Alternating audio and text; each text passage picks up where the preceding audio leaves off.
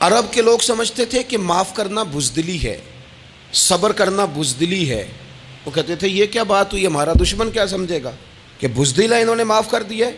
وہ کہتے تھے معاف کر دیں تو کمزور پڑ جائیں گے، سامنے والا کہے گا کہ ان کے پلے کچھ نہیں، معاف کر دیا۔ اور ہمارے زمانے میں آج معاف کمزور آدمی کرتا ہے، طاقتور آدمی معاف نہیں کرتا۔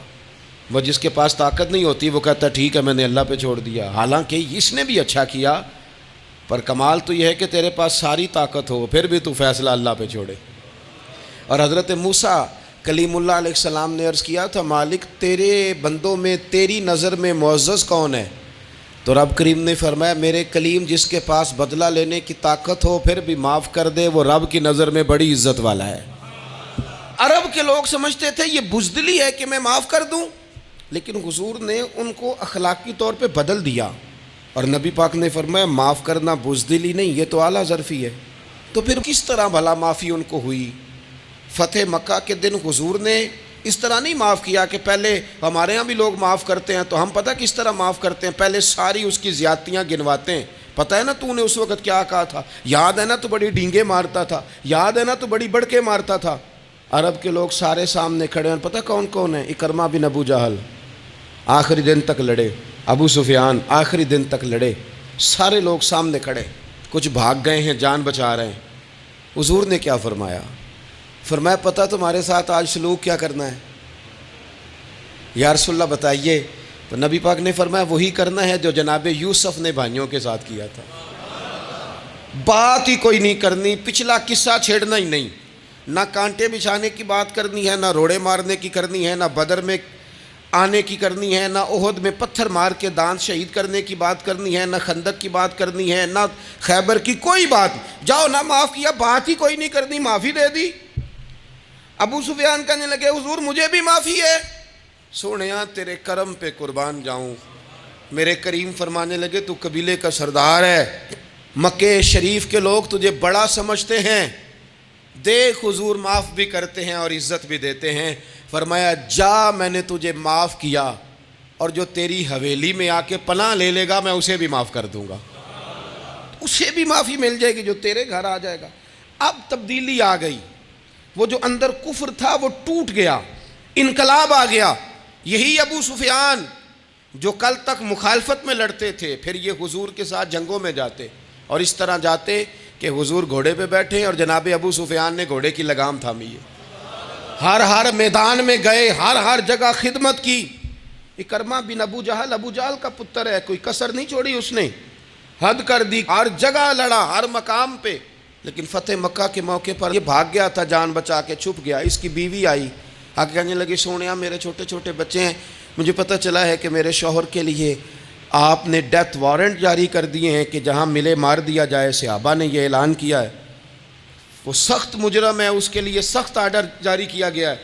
تو کریم کیا فرمانے لگے؟ حضور فرمانے لگے تو کیا چاہتی ہے؟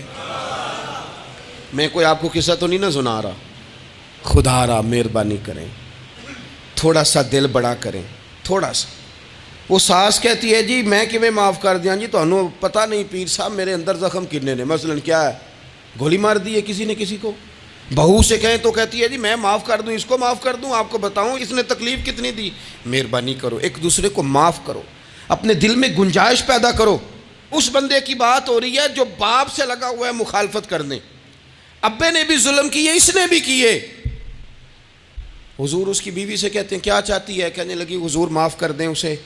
تو نبی پاک صلی اللہ علیہ وسلم نے فرمایا ٹھیک ہے، یہاں تو معافی کا دروازہ تو سب سے زیادہ کھلا ہوا ہے، تو کہتی ہے تو چلو ٹھیک ہے معاف کیا، ہو گئی بات۔ اس نے جا کے جہاں چھپا ہوا تھا اسے کہا اکرمہ حضور نے تجھے معاف کر دیا۔ کہنے لگا کوئی کرنے والی بات کر، وہ معاف کرتے ہیں مجھے پتہ ہے، بڑا کرتے ہیں، پر جو میں نے کیا ہے وہ معافی والا نہیں۔ مجھے معافی ہو سکتی ہے، یہ کیسے ہو سکتا ہے، یہ کیسے ہو گیا، ہو ہی نہیں سکتا۔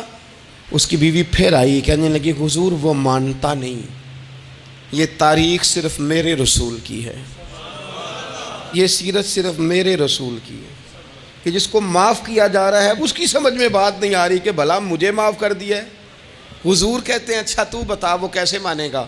کہنے لگی حضور اگر کوئی نشانی دے دینا، عرب کے لوگ تلوار دے دیتے تھے، زرہ دے دیتے تھے، پگڑی دے دیتے تھے، چھڑی دے دیتے تھے، یہ دلیل ہوتی تھی کہ فلاں نے نشانی دے دی. اگر کوئی مل جائے نا نشانی، محبوبہ اس طرح تو کوئی نہیں کرتا جیسے آپ کرتے ہیں. کریم نے اپنے سر سے پگڑی اتاری اور فرمایا میری پگڑی بطور علامت کے نشانی کے لے جا، اسے کہہ دے میں نے معاف کیا. اب اکرمہ کو معافی ہو گئی، وہ آ رہے ہیں. یوں اخلاق بدلتے ہیں، وہ آ رہے ہیں. یہاں کوئی بڑا آدمی آئے نا تو پہلے اعلان ہوتا ہے فلاں بن فلاں صاحب آ رہے ہیں، اب ان کو دعوت دیتے ہیں. لیکن وہ اعلان چھوٹا کرتا ہے بڑے کے لیے. یہاں انوکھا باب ہے. اکرمہ کلمہ پڑھنے آ رہے ہیں. نبی پاک صحابہ سے کیا فرما رہے ہیں؟ فرمایا وہ کلمہ پڑھنے آ رہا ہے، اطاعت قبول کر کے آ رہا ہے، سر تسلیم خم کر کے آ رہا ہے. اس کے سامنے اس کے باپ کے کسی ظلم کا اظہار نہ کرنا. اس کے باپ نے بڑے ظلم کیے ہیں، زیادتیاں کی ہیں، ہم تذکرہ یہاں ہوتا ہے، لیکن اس کے سامنے نہ کرنا. اس کا تو ابا ہے نا، اس کا تو باپ ہے نا. کوئی بات نہ کرنا، اسے تکلیف ہوگی. کس کے لیے؟ صحابہ رو رہے ہیں. حضور یہ کس کے لیے تیاری کرا رہے ہو؟ وہ آ گئے، قدموں سے لگ گئے، کلمہ پڑھ لیا، کھول کے روئے. حضور میرے لیے بھی معافی ہے؟